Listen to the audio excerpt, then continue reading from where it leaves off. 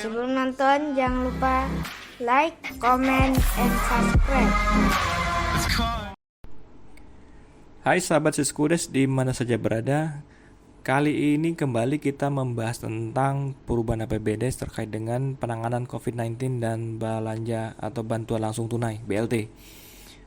Konten saya kali ini adalah untuk merevisi atau menyempurnakan konten saya terdahulu, di mana pada tutorial kita terdahulu kita memasukkan penganggaran untuk penanganan COVID-19 di sub bidang 02. Nah, perlu saya sampaikan bahwa ketika saya membuat konten itu, saya sudah menerima surat dari Kementerian Dalam Negeri pada tanggal 2 April, yaitu halnya penanganan dampak COVID di desa.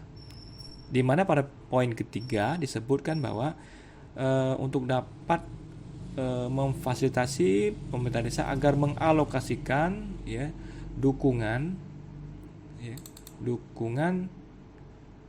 pendana APBD untuk penanggulangan keadaan darurat dan penyebaran COVID melalui pos belanja sub bidang keadaan darurat, berarti sub bidang 02. Nah, berarti sudah benar kita. Namun beberapa waktu lalu kita mendapat broklet tentang petunjuk penanggulangan COVID di desa melalui APBDes. Ya, ini dia. Kemudian coba kita lihat halaman 24.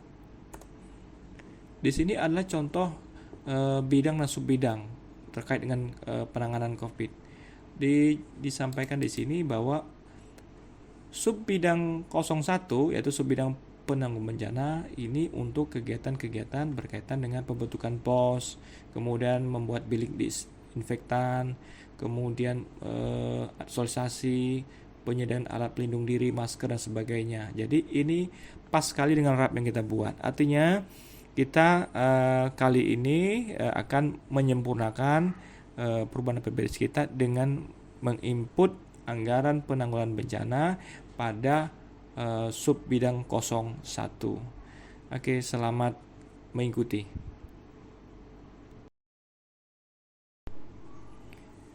Pertama-tama sebelum kita akan menginput anggaran pada Siskudes, pastikan dulu kita sudah membuat RAP.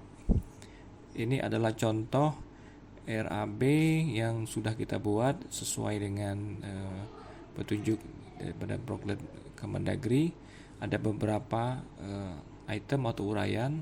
Sebagai contoh, nomor 1, operasional Satgas Percepatan Penanganan COVID atau relawan COVID-19 ya. Di sini ada makan minum, ada ATK, tanda pengenal, transportasi, kemudian dokumentasi. Nah, nanti yang kita input dalam Siskudes hanya jumlah akhir saja, paket ya. Kemudian uraian kedua, pelaksanaan dan bahan sosialisasi juga ada uraiannya. Nah, kemudian tapi di Siskudes kita menginputnya hanya paketnya saja dan sebagainya. Nah, RAP ini yang bersifat rinci wajib dibuat, dan ini juga disampaikan ketika pertanggungjawaban pada pelaksanaan bidang penanggulangan bencana. Jadi ini adalah panduannya kita. Berikutnya coba kita lihat RAP untuk bantuan langsung tunai ya. Ini dia bahwa kita mengasumsikan bahwa bantuan langsung tunai itu diberikan 50 juta dalam satu tahap atau satu bulan, dalam 3 bulan, sehingga jumlahnya sebesar 150 juta rupiah. Ini akan kita input pada sub bidang 3 pada bidang penanggulangan bencana keadaan mendesak. Baik, kita lanjut kepada pemasukan anggaran di Siskudes. Baik, sahabat Siskudes, kita lanjutkan. Tadi setelah kita mempunyai RAP, selanjutnya kita akan memindahkan RAP tadi ke dalam Siskudes. Nah, seperti tutorial yang terdahulu, pastikan bahwa kita sudah melakukan perubahan data umum dengan cara tadi merubah data umum dari status awal menjadi status PAK ya. Oke. Ini sudah. Selanjutnya bahwa kita memastikan sudah merubah pendapatan. Jadi pendapatan dana desa tahun ini terkoreksi dengan adanya PMK nomor 35, tapi tidak terlalu signifikan. Ini harus dirubah. Kemudian yang selanjutnya adalah kita merubah kegiatan, yaitu menolkan beberapa kegiatan untuk menyediakan anggaran bagi penanganan COVID-19 dan BLT. Ketika itu sudah dilakukan, maka selanjutnya kita akan memastikan lagi apakah khususnya bidang 05 sudah kita input. Seperti tutorial yang terdahulu, ini kita harus tambahkan lagi. Coba kita cek kembali. Ini ada 2 subbidang. Nah, kita hanya menggunakan 2 subbidang, itu subbidang 01, bidang penanggulangan bencana, dan bidang keadaan mendesak. Untuk bidang 01 ini isinya seperti yang saya sampaikan tadi, bahwa isi adalah untuk penanggulangan bencana. Kemudian untuk subbidang 03 itu untuk BLT. Baik, ini kita harus input sampai kepada paket ya. Ini sudah kita input, asumsikan bahwa untuk kegiatan subbidang 01 ini ada 60 juta kita sediakan. Kita input sampai kepada paket. Karena ketika kita tidak menginput sampai paket, maka laporannya tidak akan muncul di laporan PMK 225. Ini sering terjadi. Sama halnya kita lihat nanti subbidang 03 juga sudah kita isi dengan asumsi kita menganggarkan 150 juta bagi bantuan langsung tunai. Kita input sampai kepada paket. Ya, ini ya. Ini mungkin sudah kita pahami. Jika tidak mengerti, dapat melihat kembali video saya yang terdahulu. Baik, sekarang kita akan masuk kepada belanja. Oke, klik saja di sini. Kita pilih yang bidang 5. Kita mulai dulu dengan kegiatan penanggulangan bencana. Ya, kita klik saja, klik 2 kali. Nah, ini pada RAP ini ketika kosong, jangan ragu, tambahkan saja, klik tambah, kemudian akan muncul 4 belanja. Maka kita di sini hanya menggunakan 1 belanja saja, yaitu belanja yang 5.4, belanja tak terduga. Sesuai petunjuk bahwa untuk kegiatan mendesak ini khususnya bidang 5, kita hanya menggunakan belanja tak terduga, tidak menggunakan belanja barang dan jasa atau belanja modal. Oke ya. Jadi kita klik nanti di sini 2 kali, terus saja sampai kepada RAP, kemudian kita simpan. Klik lagi untuk mencapai RAP rinci. Oke, ini sudah bisa kita input. Kita akan memindahkan tadi ya RAP yang sudah disepakati ya, ini memindahkan posisi RAP terakhir saja. Contoh operasional Satgas Percepatan Penanganan COVID, maka jumlahnya total 8.055.000. Ini kita pindahkan ya. Selanjutnya pelaksanaan dan bahan sosialisasi. Ini ada rinciannya, tapi kita tidak menginput di Siskudes rinciannya. Kemudian kita hanya menginput total saja, paketnya saja. Juga contoh ini ada penyediaan APD, termogan, alat semprot dan masker. Ini ada rincian, tapi kita mengisi pada jumlah nilai terakhir saja pada anggaran ini.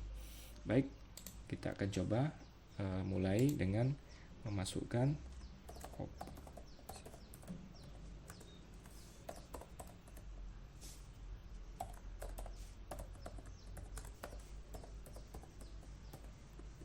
oke ya. Ini memang tidak bisa panjang-panjang karena ketika panjang dia terhenti. Baik, kita isi saja jumlah satunya satu paket ya. Paket nilai tadi adalah 8.055.000. Oke, simpan. Tambahkan lagi pelaksanaan.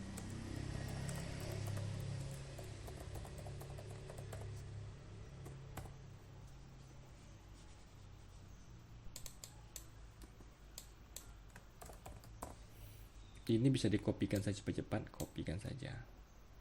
Oke.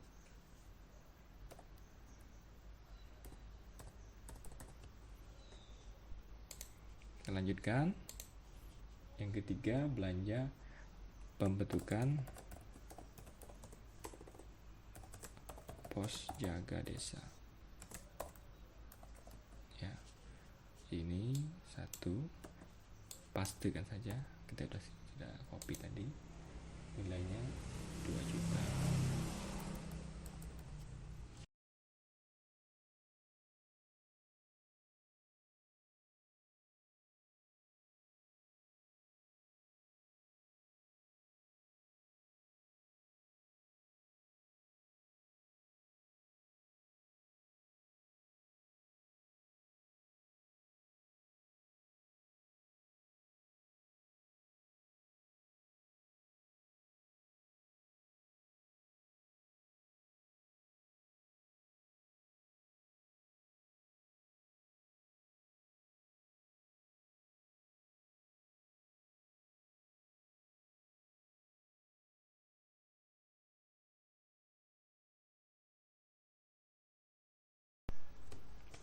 Kita lanjutkan dengan kita mengisi pada subbidang 03 yaitu penanganan keadaan mendesak.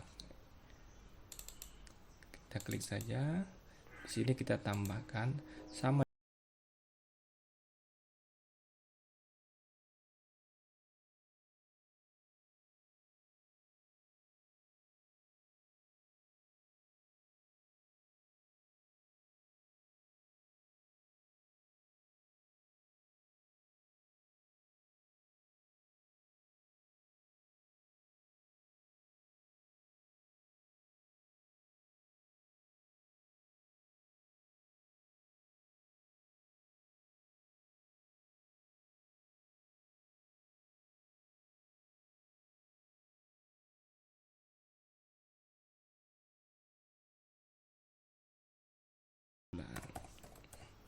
asumsikan 1 bulan itu butuh anggaran sekitar 50 juta. Disimpan total 150 juta. Berarti selesai. Kita lihat ya, ini untuk bidang 03 tadi anggarannya sebelum tidak ada hasil perubahan tersedia anggaran 90 juta. Kita coba lihat tadi untuk kegiatan yang 01 ya. Nah, ini tadi kita sudah menginput dengan total anggarannya sebesar 60 juta rupiah, sehingga total anggaran yang kita berubah atau kita butuhkan sebesar 210 juta. Baik, untuk input sudah selesai.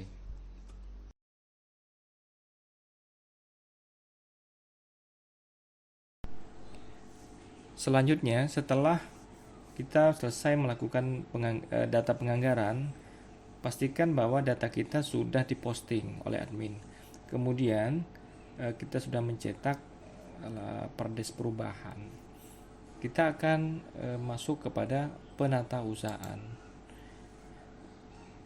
Untuk pencairan anggaran dimulai dengan permintaan penganggaran oleh KASI yang diajukan kepada kepala desa dan diverifikasi oleh Sekdes.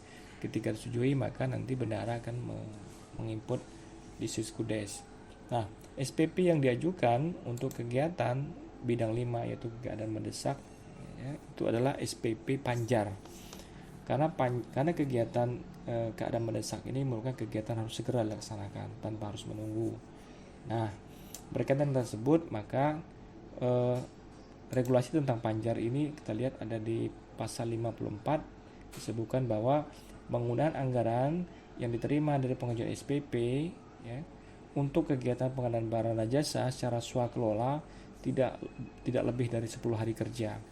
Artinya bahwa dia punya waktu 10 hari kerja ya untuk mempertanggungjawabkan atau meng-SPJ-kan anggaran panjar. Nah, ketika ada sisa, maka KASI pelaksana kegiatan wajib mengembalikan dana yang sudah diterima kepada KAUR Keuangan untuk disimpan dalam kas desa. Nah, artinya bahwa harus segera dalam waktu 10 hari KASI pelaksana kegiatan ini harus segera meng-SPJ-kan.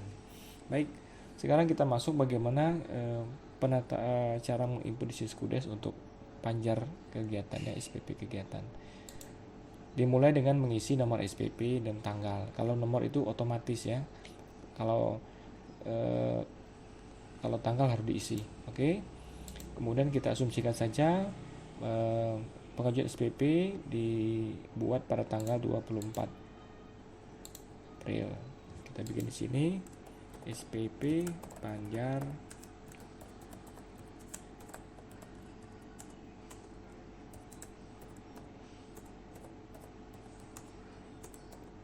Oke ya, SPP Panjar kegiatan penanganan COVID-19 kita simpan, kemudian kita masuk klik 2 kali, jadi tambahkan. Lihat apakah ada kegiatan yang sudah kita input di penganggaran.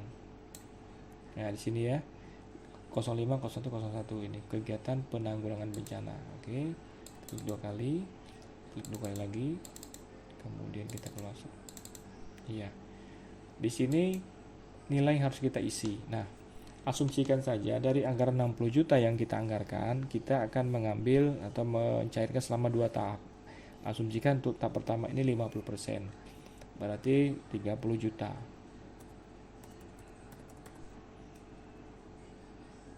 Oke, berhasil. Coba kita lihat. Kita cetak SPP 2-nya. Ya, sudah tertera di sini bahwa permintaan pembayaran panjar kegiatan dengan nilai 30 juta rupiah. Jika disetujui, maka nanti ini akan segera dicairkan. Selanjutnya kita membuat SPP untuk BLT. Sama tadi prosesnya, kita tambahkan saja dengan tanggal yang kita buat sama saja, tanggal 24. Kemudian kita buat SPP BLT.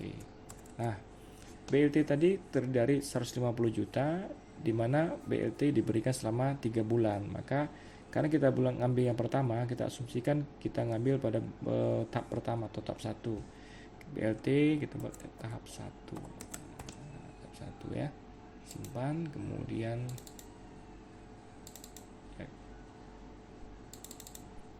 oke, di sini tertera ini kita harus tambahkan dulu untuk mencari kegiatannya.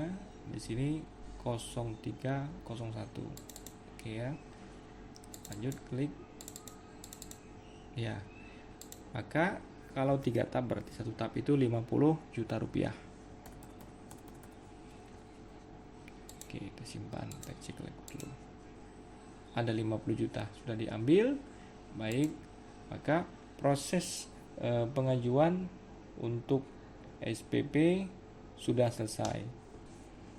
Untuk memastikan bahwa uang yang diajukan itu mencukupi, bahwa bendahara harus memastikan tadi ketersediaan anggaran di kas tunai. Kebutuhan anggaran yang diajukan tadi sebesar 80 juta, tapi uang tersedia baru 27 juta, maka bendahara harus menarik uang di bank untuk mencukupi kebutuhan. Setelah uang ditarik, asumsikan saja bahwa menarik sebesar 60 juta rupiah. Maka nanti bendahara harus mencatat dalam mutasi kas. Oke, kita lihat uang diambil di bank, ya. Asumsikan saja, kita tambah pengajuan baru ya, tanggal 24, asumsikan saja 24. Kemudian ini tarik tunai ya, tarik tunai dana desa. Oke. Covid ya, mungkin sebagai kode saja ya, sebesar 60 juta rupiah. Oke, makanya oke, kita lihat apakah sudah berhasil. Ya, ini ada bank sudah tarik sebesar 60 juta rupiah. Maka kita di kas tunai bendahara sudah tersedia sebesar 80 juta. Baru kemudian selanjutnya bendahara untuk mencairkan ya, mencairkan SPP panjar yang tadi dibuat. Di sini ada 2 SPP yang sudah diajukan. Pertama SPP kegiatan penanggulangan COVID ya. Kita isi dulu. Katakanlah kita membayarnya pada hari Senin. Ya, kita ajukan pada Jumat di bar Senin. Oke, kita simpan. Ya, ini banknya ya. Sebenarnya kita tunai ya.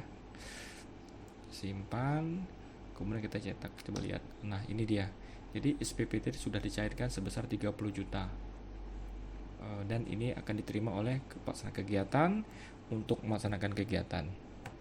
Kemudian kita akan mengajukan SPP yang kedua, yaitu SPP Bansos atau BLT ya. BLT pada tanggal yang sama, pada tanggal 27 secara tunai. Kemudian ini dia SPP langsung tunai, simpan saja. Kita cetak. Apakah ya, ini dia 50 juta. Artinya bahwa bendahara sudah mencairkan uang sebesar 80 juta rupiah. Demikianlah tutorial kita kali ini. Mudah-mudahan bermanfaat bagi kita semuanya. Sampai ketemu pada tutorial berikutnya. Salam Seskudes.